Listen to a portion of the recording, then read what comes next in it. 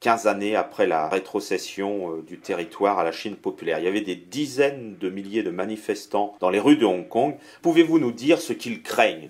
Traditionnellement, le 1er juillet à Hong Kong, donc la manifestation, c'est pour demander le suffrage universel. Tous les 1er juillet, c'est comme ça.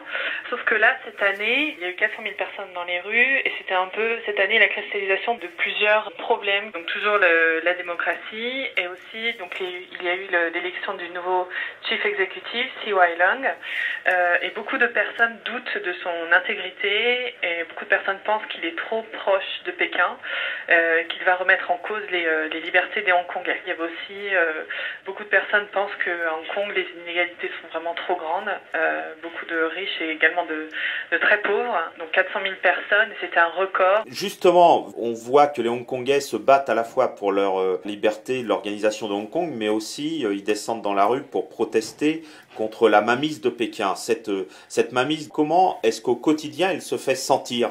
Par exemple, pour la liberté de la presse, il y a la Hong Kong Journalist Association qui a publié un rapport le 2 juillet qui montrait qu'il y avait plus de 80% des journalistes de Hong Kong qui reconnaissaient que la liberté de la presse avait reculé depuis 2005.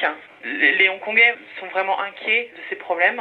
Également, Hu Jintao est venu à Hong Kong donc pour les 15 ans de la rétrocession. Et un journaliste a été arrêté pendant 15 minutes parce qu'il a osé créer une question concernant le 4 juin 1989. Et justement, vous venez de nous parler du printemps de Pékin, de juin 1989. Hong Kong maintient la flamme de ce printemps de Pékin avec des rassemblements chaque 4 juin.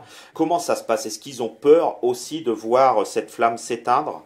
Ça, je pense que non. Hong Kong est le seul endroit en Chine où on peut légalement commémorer le 4 juin 1989.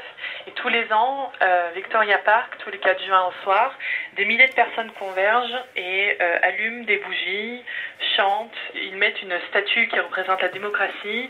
Et c'est vraiment une tradition qui est ancrée à Hong Kong. Et justement, si vous pouviez en quelques mots nous définir un peu l'esprit hongkongais, qu'est-ce que c'est qu'être hongkongais aujourd'hui ?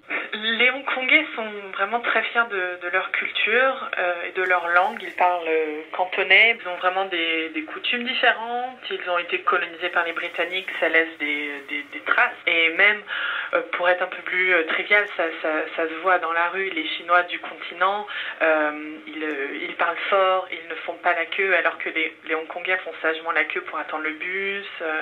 Et même l'esprit hongkongais, c'est un peu un esprit un peu frondeur. Ils organisent beaucoup de petites manifestations pour défendre leurs privilèges, leurs libertés.